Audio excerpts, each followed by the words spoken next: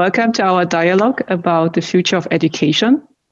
The theme of today is really about, I have a very impressive thought leader with me talking about empowering our children to become digital creators and not just digital consumers. Let me start with a short introduction about myself. So my name is Heidi Wang. I'm in charge at Wacom for the Ink division.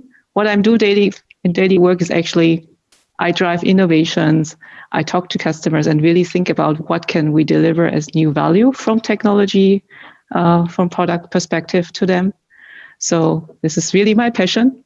And today I'm very happy to have a wonderful lady. She is the most passionate thought leader I've ever met for education in Germany. So this is Verena. Let me welcome her. And Verena, do you mind to give a short introduction about yourself? Yes, hello Heidi, great to be here. And yes, I've been involved in the topic of digital education for almost 10 years now and founded the Digitale Bildung für alle e.V. in 2017, aiming that children of all backgrounds can have access to digital education and that it is not a matter of where you grow up or who your mentors are or to what school you go, but that digital education is for everyone. And yes, so I've been deeply involved into the ecosystem here in Germany and very happy to share some thoughts today. Let's get it started. So I feel there's really a strong momentum, really also this year and very recently. So do you feel the same? Absolutely. I think it's difficult to say we needed a coronavirus to get going in our digital education system. But fact is that we were lacking the pictures in our heads of what digital education is actually about and what we want to do with it. And I think after this year, everyone knows that digital education is so much more than just opening PDFs on digital devices. It's so much more than video conferencing. It's actually about the way how we change the way we work together at school, the role of the teachers, the freedom and creativity we give to students. And I think all of that was happening in a very short amount of time this year and under very high pressure. And my hope is that we keep the speed, but drop the pressure in the next years, because obviously the pressure also led to the fact that many parents and teachers felt like I'm almost burned out. And I think that's not a very good starting point for creativity and more freedom in education. Yeah, I totally agree. I think the last couple of months is really a very painful time, I'm sure, for most of the parents, the teachers, and also the students, especially here in Germany. Living with myself also here. What do you see? So how can we bring back this peace? And so the teams and the members and the community can really focus on thinking about the creative approaches and making the right things. So what do you think are current still challenges that we have to solve? Well, I think one of the main challenges is the digital infrastructure. You have to rely on the infrastructure, because if you are spending your entire time in schools figuring out how devices will work and if they work and if everyone's got their password, then it's almost impossible to really bring something across. So digital infrastructure is one, and we'll touch on that later, where we stand in Germany right now. The second thing is basically the training of the trainers, so of the teachers, to teach them the skills they need to do the lessons of the future with their students. And the third is a mindset question, strongly connected to confidence. Do we actually think we're capable of doing this? And I think if we've learned one thing this year is that we're more capable of things than we thought, and that it's a matter of courage to just try them out. And this, I strongly hope that will stay and is something we have learned this year, that we have all the discipline, we have the intelligence, we have the system, we have everything. What we're lacking is the courage to actually get started. And that's my hope that will kickstart from now on. Courage is the right word. I feel also you as a passionate driver of this movement. I think you bring in this courage and you express this really. So can you share a little bit what kind of changes has been already come to reality in the last couple of months, also thanks to many activities that you were driving? Well, the one thing is, I think before this year, many people thought it's because the teachers don't really want to get involved into the digital world of tomorrow, and that's the blocker why it's not happening.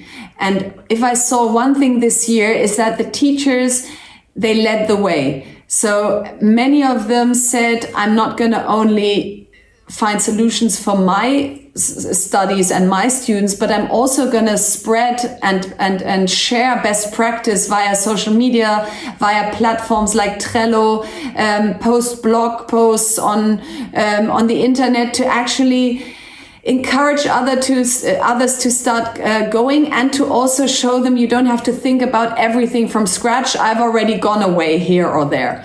And that impressed me most, how teachers really turned this very difficult and exhausting situation into something good. And what we did this year, we had a very large hackathon here in Germany called Wir für Schule.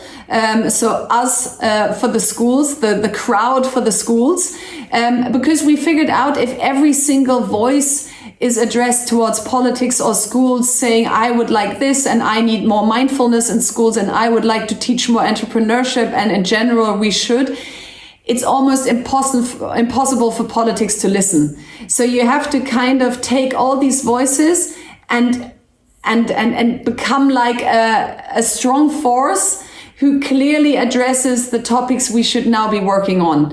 And I think this was a great start this year. And the best news about it is that we will keep going. There will be the same hackathon next year, hopefully with like 10 times as many participants, because it was simply lacking.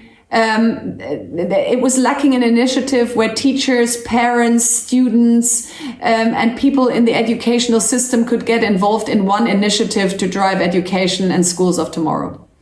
Do you have any aha moments where you feel this connection finally coming? So the politicians and the students, the kids, the teachers, and also, let's say, also the IT industry. There was one big aha moment when we announced that we were going to do this hackathon. It was mid of May, and we said we're going to do it from the 8th to the 12th of June. And that was 3 weeks. And normally, if you talk to state ministries like the BMBF, which is like the Ministry for Education, or if you talk to the KNK, which is like the federal ministries for education, and to large corporates, they need more than 3 weeks notice. And because we said we are not waiting for anyone, the time is now. We have to solve the problems the schools have now, and we are going to do it anyway. And we're very happy if you join. People joined at a speed that was unknown of in Germany before. And we had 250 people working for this hackathon, a non-profit, overnight, all weekend long, all night long, all day long. And nobody asked like, what's in it for me? Like, do I get some money for it? Do I get a certificate? Whatever. Everyone just went all in. And that was an aha moment that in a country that also very much likes discussions, that very much likes compromises, so that is not very much in favor of just moving forward without asking too many questions in advance. It was kind of this, come on, what have we to lose? Let's throw ourselves into this and let's see what comes out of it. And that was the big aha moment. And the great thing was that actually something came out of it. So it was worth the risk they all took. Did you experience how the IT industry has been involved? Can you share a little bit? And did you experience any changes happening with the IT industry? Because Wacom as an IT company, we're really eager to learn.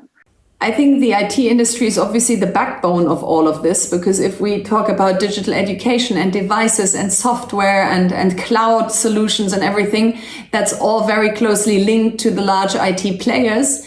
I think what Europe and especially Germany is struggling with is that we don't have any European champions in that field, and that we've built like little small solutions all over the place, but we haven't really opted into one large solution. And this year was also full of discussions like, what are you allowed to use? What is GDPR adequate? So what is data-wise adequate? What device is ideal for students and for teachers to use? Because these were questions that many asked themselves for the first time in Germany this year. Just to give you an example, we hadn't, many teachers didn't have a device and no email address before all of this started this year. So Germany is in so many other areas at the forefront of things. And here we just simply took a lot of time and a long time to get it right. So I think the IT companies are very important, but their role in education is also one where you can't just rush ahead and sell devices to schools and say, look, everything is great. It needs real partnerships. It really needs the feeling of the people and the state that the partners are willing to also do it a little bit our way and not just to come and kind of put their best practice into our schools. So I think that's a general feeling that came up this year. That speaks so much to our heart at Wacom, because our view on digital education is just reflecting what you say. It's not about just providing the equipment or the products to the users. What we believe in is really, we call it lifelong ink, because we believe using pen and ink is something that every human being, really starting from childhood on, and it's part of their growth and a part of their learning phase. And what we would like to deliver is really in the experience. So we want to deliver with pen and ink technologies, but also products, real value and real experience to excite and also encourage and also help the human beings. And we feel, as I mentioned, pen is something it's the first thing you use when you grow up to express yourself. It is also how you learn. It helps how you think. It also visualize really what you would like to do. So we see ourselves as an IT company, but at the same time also really as partner for the users, for the community. And since I think for 30 decades, more than 30 decades, we are really promoting the value of handwriting and drawing using pen and ink. We started with the creative domain, but more and more we feel in education space, it's so essential to provide technology solutions and services to teachers and parents and kids really to interact with each other, to communicate. So at the end, we want to help our new generations to grow up more easily, to learn really about themselves, to grow their creativity, and being really less bothered about technology. I have a strong vision to think we could do much more than just making education digital, but also providing more solutions in future to help kids learning better. What do you think? I think that's the key, because it's not about the digital world dominating the analog world. It's not about going head to head with these two kind of systems and saying the old system is over, let's start the new system. Because many feel like, of course, haptic experiences, writing with a pen, having fine motor skills is as important as it always was, but the way we use it, the way we learn it might have changed, but it's still the same core. And I think bringing that together, as you describe it, is like the best of both worlds. And that's what it's about. It's not about blackmailing the one world or the one solution and saying this is now the only way forward. I think it's still the variety of choices. And it's also building confidence with the parents to show them not everything you learned at school and the way you learned it is now wrong, because they won't believe that, where they will say, well, I completely was prepared well for the world I entered into after school. And it's now about kind of an update of that education to say, yes, and your children will probably enter with the same values, but with different skills they might need. And to kind of bring those together in the digital and analog way is, in my way, the ideal way forward. Totally agree. And this has been driving us in our products, in our development of new technologies, but also in the initiative that we have created. And I was so happy to win you also for our Thinkathon initiative this year. Maybe let me talk about the background of the Thinkathon. So it started actually a couple of years ago, where we started to think about how we can encourage as we discussed, like new way of interacting with digital pen and ink, using technologies, but also onboarding and embracing new ideas from startup developers. And this year, being so impressed and also inspired by the challenges that we have driven by the COVID situation. So we have decided actually to change this to a different format. We call it Thinkathon. So it is really about not just encouraging developers or startups to build solutions, but really involving users, involving teachers, parents, and kids. So think about their wishes and think about solutions and ideas how to solve their pain points. We also intentionally invite them to submit ideas, so they're not requesting them to do the coding part, but really to make it tangible and share why they believe this is something that could help them. So I'm very happy to win you, Verena, here as the jury member. So before I share, let's share a little bit with the audience how we perceive the participants and their ideas and the winners. So let me show a short video to summarize this project and this initiative. Welcome to the Thinkathon, the Wacom Thinkathon, ideas for a modern, digital school. Together with various partners, Wacom has launched the Thinkathon competition to encourage new ideas and visions for the use of digital pens and digital ink in schools. All over Germany, school classes and other interested parties from a wide range of age groups took a fresh and new look at digital tools and participated in the competition with an application video. The result was creative and unusual approaches to the use of digital pens and ink.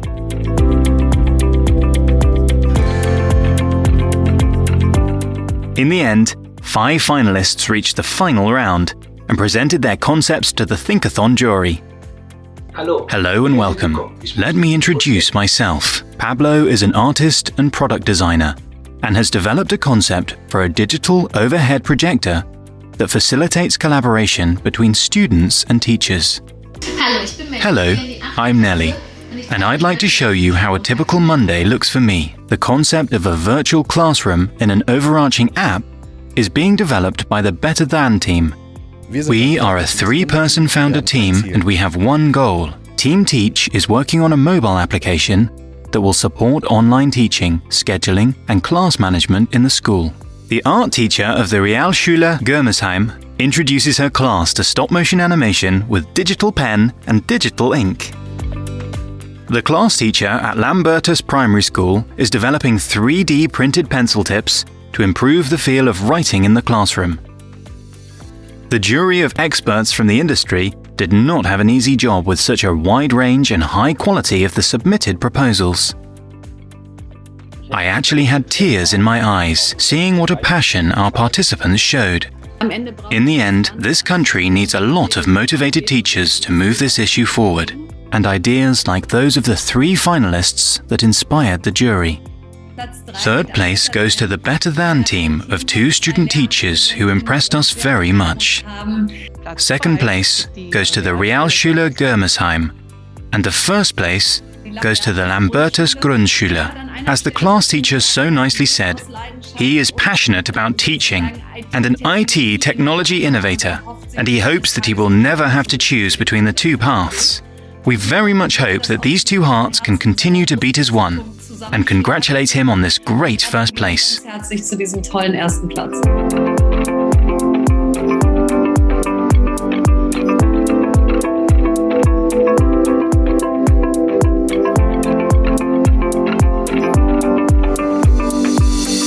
Und dies alles natürlich.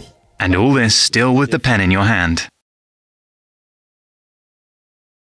Great. I hope it gives you a little bit a good impression how we experienced the last, it was more or less 6 weeks, same as you shared, Verena. So we started, I think, in August, and we said we have to do it now. We were inspired by initiatives that you started, inspired also by a lot of voices from our users.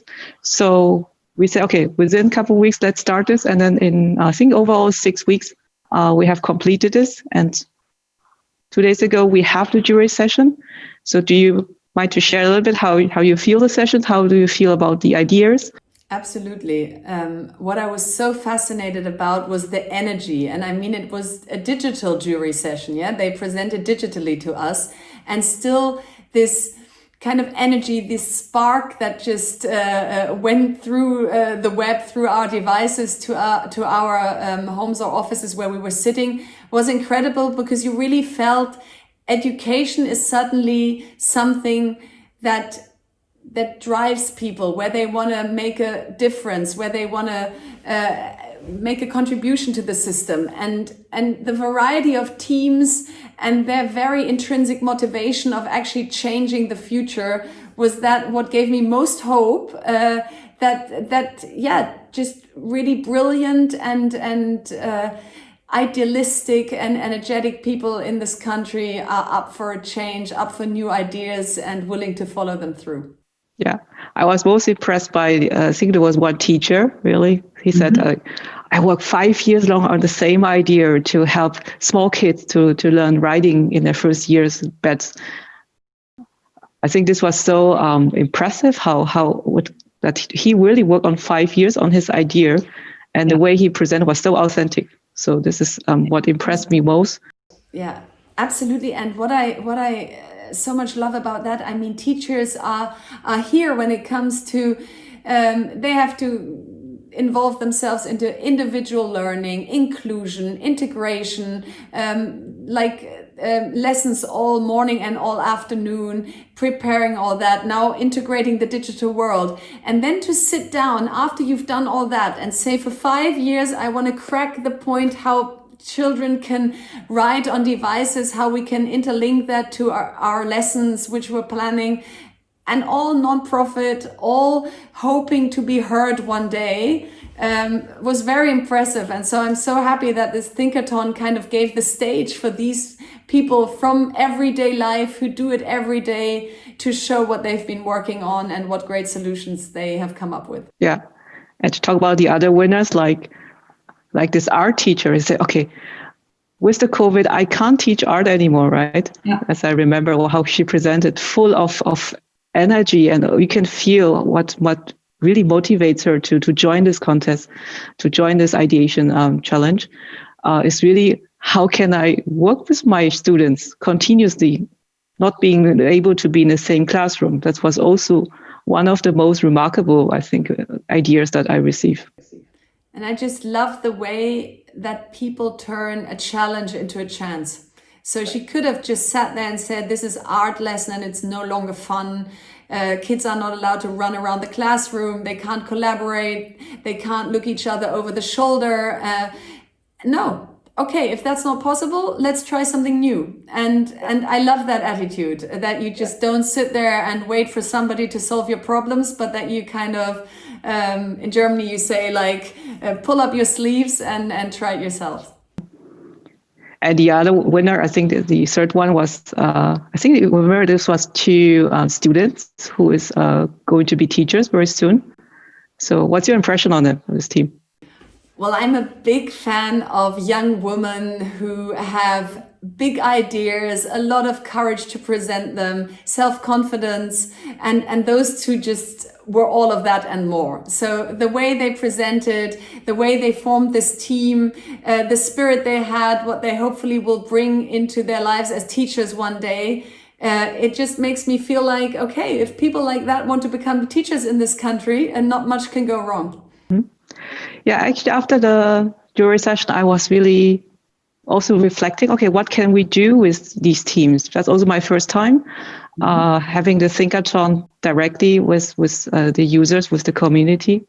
So being so excited about their vision and their ideas, I was thinking, okay, next step, I would like to help. And I would like to invite you to help me on this journey as well, to make them happen, to make these ideas happen. I think that's so important, because what one often doesn't see is so many hours and part of your free time for no money went into all of these ideas around education, because there is no market. Like if you found a startup, VCs are waiting, private equity companies are waiting when the company has grown larger, or even the stock market is waiting. And in education, it's often for a long time a very tough journey. You don't have access into the schools. If you're lucky, a few teachers use you out of school because they can't use you in school because it's not allowed. So it's a tough way.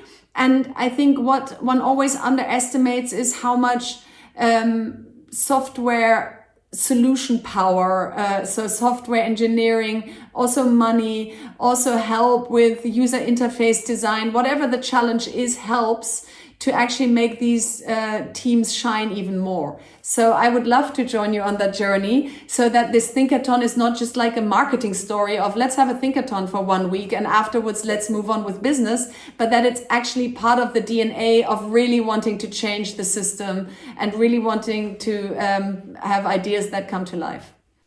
Appreciate that so much. And let me share also a little bit what I was thinking about what happens after this initiative. I was thinking really to onboard also more industry partners to join this. I was thinking also about how we can bring this platform, the concept of a Thinkathon, also to more countries, because I feel around the globe, I'm sure the kids and the teachers are suffering, are thinking about the future of education. And really to intensify our deeper engagement. Eventually, my hope is really we can deliver much better and much more suitable products and services. Yeah, and imagine a global community of Thinkathons where they see like what ideas were in that country, what was invented here, and then kind of bring it together, because many of the solutions we saw will have the same need in any other country you go. So even on a global scale, education is the key to our future, is the key to keep democracies going, so that people can actually follow what's happening and don't feel overwhelmed of this digital age. And so I think that's a great vision, to think like how one can connect forward thinkers or thought leaders in education worldwide. Totally makes sense. I'm really excited on this journey, and you will see, so for the audience also later in the agenda you will see also many sharing sessions, initiatives, projects around education that we also to be driven around the globe. But here, this initiative in Germany, I'm really most impressed about, as you said, Verena, so Germany being struggling in the last couple of years to move to the digital age of education, but also the excitement and the passion that the users really start to grow, especially over this also challenging time for everyone. I think this is such a great start into this new journey together. Absolutely. And what I always think, what keeps me going most is, for our children, it's their natural environment. So for them, it is not a matter of, do I want to learn this? Do I need this? When do I need this? They don't have those thoughts. For them, it's their world, and they want to be creators of that world. And it's our responsibility to teach them more than being consumers of that world and being able to turn on a smartphone or play a game. It's our responsibility to show them what this world can provide to them. And if you see it from that perspective, it can only be right to get involved into this field. And we might not do everything right the first day round. We might not have the perfect way of integrating it into the schools in the first round we try. But by iterating it, by learning, by getting feedback, by watching the kids and see what works, what doesn't, I think we'll get better over time. And this is what we now have to dare, to actually try it out, to be prepared to fail, and then to reiterate and do it better next time. Okay, Verena. So let's talk a little bit about the time post-COVID. Hopefully this is soon, rather sooner than later. So what is the expectation? What will happen in the education market in Germany, but also anything you would like to share here, your vision, how you imagine this? Well, as one can't look into the future and say what will happen, one can kind of try and say, what do we need to make the future happen? And I think if you look towards politics, what can politics do? We have a Digitale Pact in Germany, which is a 5 billion euro funding for schools to actually buy devices, get internet connections, and that has been very slow to actually reach the schools. So there we need less bureaucratic measures of actually getting that money to the schools. The second thing is, what do we want to actually use as content for the schools? And there we haven't really found a system yet, which is like a Spotify or Netflix system where you buy a school license and then you can actually access different kind of software, a different kind of content and bring it into the school. So that's something which will have to happen in the future, and we will have to have somebody from politics side saying this is something that is allowed to be used in the school. And so now it actually goes into the system, which I have been describing. The third thing is we need to train the teacher concept which is more short term than we have been thinking it so far. So far we've been thinking about, we have to kind of go into the universities and we have to kind of rethink how the teachers run through the education. But that will only help us long term, or at least midterm in 5-6 years. We need measures now, webinars, online trainings, maybe also like a teacher hotline where they can call, where they get answers to those questions and problems which they have right now. And the fourth thing is we need from politics side, we need kind of a willingness to take things out of the curriculum, to have more freedom for creativity, for project-based learning, for individual learning, because so far there's so much in that curriculum that teachers and students are just running through the curriculum, and as soon as you want to do a project day here or a deep dive into that topic, you simply can't, because you won't be able to cover all the topics you have to cover. And I think we need a kind of like a consensus that school is not about putting as much knowledge into our students in the most shortest period of time, but that we want them to grow, that we want them to kind of learn the ways how to cope in a world of tomorrow, learn resilience, problem solving, be fine with frustration, learn team play. And all that might not always be in a classroom where the teacher stands in front and teaches them concrete content. This might also happen in many other formats one can think of. Mm-hmm.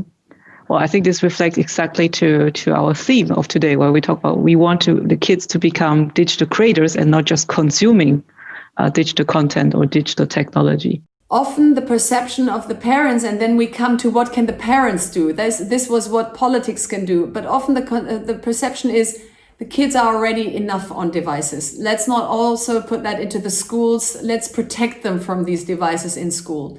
And I think what they are naturally are digital consumers.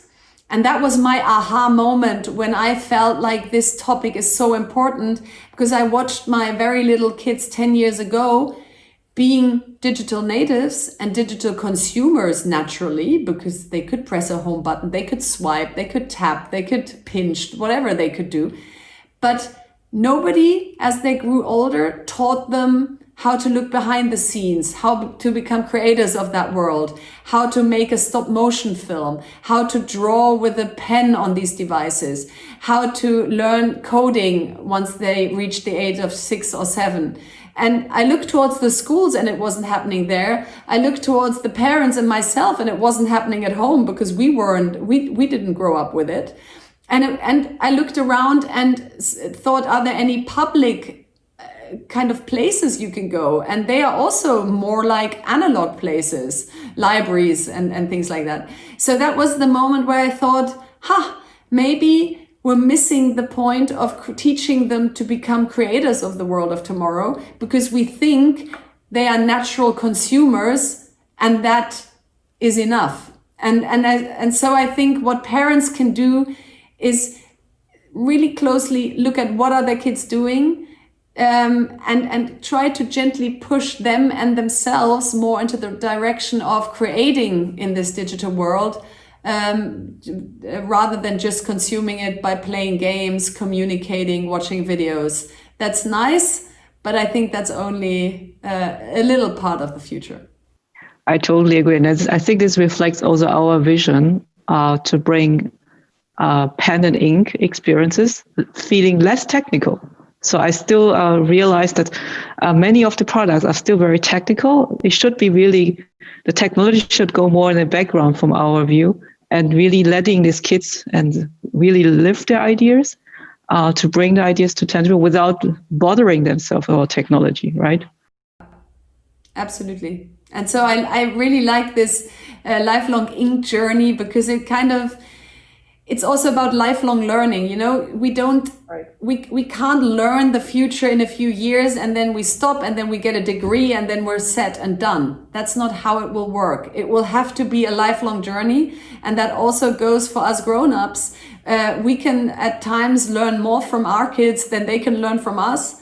And by kind of flipping that concept around and saying, show me what you're doing there, and I would like to learn from you, and let's go together on this journey. I think that's a very strong picture, that it's not about us teaching them, but us going together on this new journey towards the future. Yeah.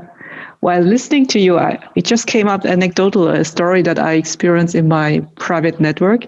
So I met a teacher, and he was actually saying, I have now the money, because you talk about we need to get this funded, right? To let the teachers access this fund, to buy the right equipment, to help then set this up. I learned that people get the money, the teachers especially, and they don't know what to do with it, right? That's one side. And the other side is you have kids growing up, as you said, being digital native. They grow up and breathing technology. So how do you think about this, and how do you think we can bridge this together? Well, to your first point, that's really important, because what are we expecting of teachers? Like, if we were joining a company and we came in on the first day and somebody said to us, sorry, we don't have a device for you, but a video conference is starting in 2 hours. And while you wait, could you kind of come up with a concept of how our IT infrastructure should look like here?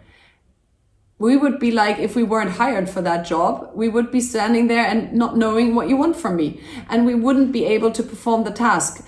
And the same is happening right now. Teachers are teaching our kids the way they learned, and the teachers learned it. And now we expect from them to decide which device they want to use for it, what software they want to use, how they want to change the way they teach the kids, and all that while they're already going.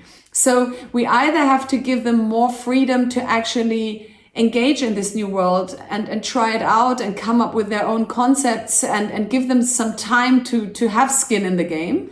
Or we have to train the trainer by bringing in people into the schools that can show them, that can teach them how to use devices, which device works best in a classroom, how to connect it to the beamer, So I think that's to the first part of your question.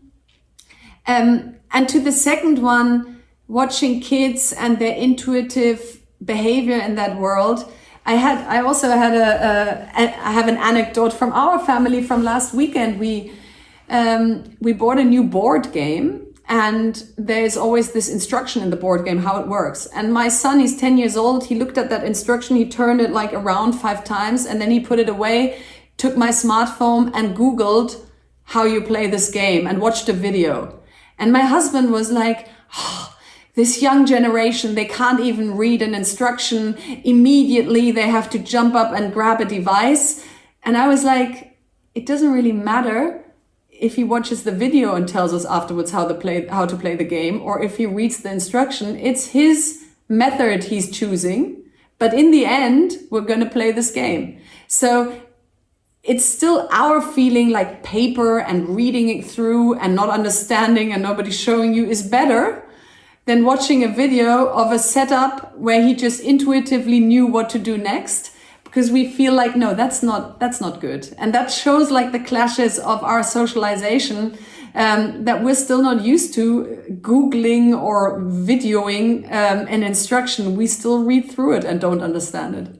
Yeah, I feel it's really about respecting also the new generation and the let's say the older way of thinking, and really I feel our role is really to bridge these two worlds and not trying to, as you said, to dictate either one to do things, right? Yeah. No, I think that's really important that we have more bridge makers between the generations. And that can be also the IT companies, because if they don't only sell hardware or software to schools, but actually engage themselves into concepts of learning, into programs, into teaching the teachers, into coming up with creative ideas which you can use these devices for, they're actually also solving part of the equation. And I think that's real partnership, that you don't only do it to sell more, but that you also have a really strong interest because you know that your future employees will also depend on what they learned at school. So it's kind of like a circle that it just makes sense to get involved in every aspect of it. Thank you for this comment. I think this is also what we are feeling very strongly right now, especially recently, that as a company, we also have this really a social commitment or responsibility to say, to really not just, as you said, not just deliver products and make money out of it, but really also delivering value for keeping the sustainability of the society. This is, I think, what we believe into. To make it tangible, do you have any wish list like you would like to share with us, with Wacom? Well, I've already said what my wish list for the politicians is. I've already said kind of what my wish list towards the parents is to actually get involved, and I came up with a concept there called Zukunftsstunde, so an hour of future, to sit down once a week for 1 hour together with your kids, and every week a different member of the family can put a device or a software into the middle, and like a board game, you get involved with it together. And you say, okay, this week we'll program with Scratch, next week we'll draw something on a Wacom device, in third week we come up with a stop motion film with our Lego figures, whatever it is, but just to get involved into the creation and the creative side of technology. So that would be like a further wish towards the parents.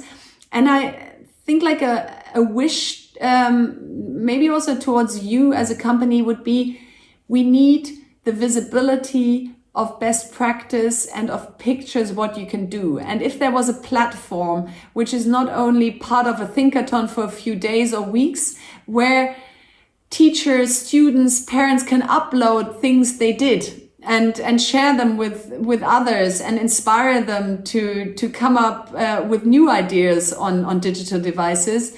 That is always what I think is very much the strongest you can do, because that gives a positive picture of view on technology. And it's not this narrative which we often have, like it's about data protection and it will take our jobs away and artificial intelligence will kill us all. It's very hard to stay creative if that's what you have in mind when you think about digitalization. And so I so much more like the best practice sharing and the pictures of what it can do good to the people. Sounds wonderful. I think this is something, actually, it really makes me thinking now. So we will take this in consideration and think about this. I'm sure there's something can be making real very easily. So let's take this on the list.